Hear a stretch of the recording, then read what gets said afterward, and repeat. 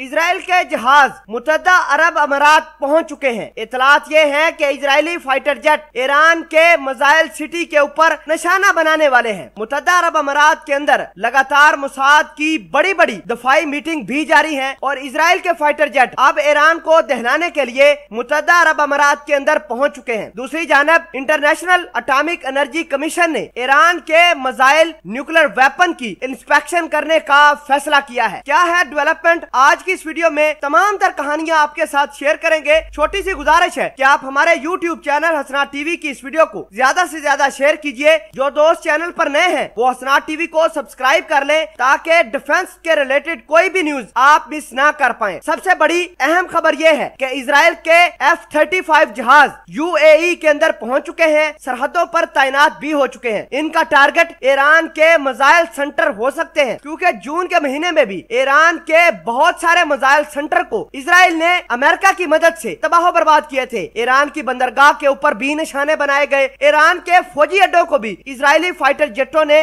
निशाना बनाया था। नाज़रीन, आपको ये बता दें कि उस वक्त इजराइल और ईरान बहुत ज्यादा इनके दरमियान फासला था, लेकिन जब से मुत्तहदा अरब अमारात ने इजराइल को तस्लीम किया है, अब इजराइल ने अपने सारे के सारे वेपन, फाइटर जेट जो भी ईरान के खिलाफ इस्तेमाल करने हैं वो इन्हीं की सरहदों से उड़कर ईरान जाएंगे और अपना मिशन कंप्लीट करके वापस आ जाएंगे। दूसरी जानब इजराइल के खिलाफ भी ईरान ने मोर्चा संभाल लिया है। ईरान ने ये तमाम तर कहानी भांप ली है, अपने मिसाइलों को अलर्ट पर छोड़ दिया है। अगर इजराइल के फाइटर जेट UAE से उड़कर ईरान की तरफ आए तो इजराइल को भी ईरानी मिसाइल हिट करेंगे और UAE की स्ट्रैटेजिक पोजीशन को भी ईरान हिट कर सकता है। आपको ये बता दें कि मोसाद लगातार UAE के अंदर बैठकर दफाई तजावीज UAE को दे रहे हैं कि किसके साथ क्या करना है, कौन से फाइटर जेट कहां तैनात करने हैं, अगर ईरान को नुकसान पहुंचाना है तो कौन सी बेस के ऊपर से फाइटर जेट उड़ेंगे। ये सारी की सारी कहानियां आजकल मुत्तहदा अरब अमारात के अंदर बैठकर मोसाद बना रही है। दूसरी बड़ी और अहम खबर यह है कि ईरान ने अपना मिसाइल सिस्टम, अपने nuclear weapon international atomic energy को इंस्पेक्शन करवाने के लिए कह दिया है। यानी इंटरनेशनल एटॉमिक एनर्जी के एजेंट अब ईरान जाएंगे और ईरान के मिसाइल सेंटरों का दौरा करेंगे।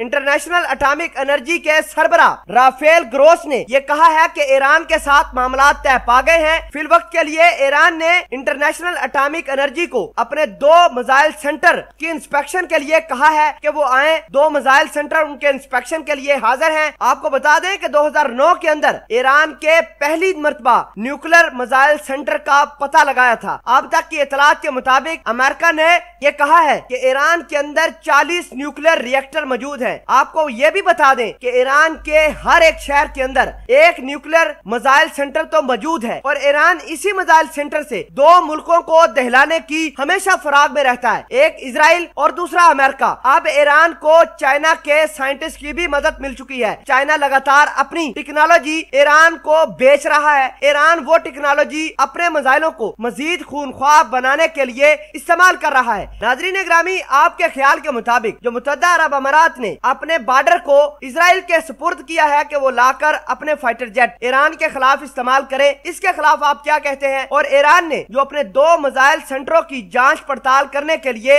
इंटरनेशनल एटॉमिक एनर्जी को इजाजत दी है, इसके बारे में भी अगर आप कुछ राय रखते हैं तो कमेंट सेक्शन में अपना इजहार ख्याल जरूर पोस्ट कीजिएगा। जज़ाकल्लाह।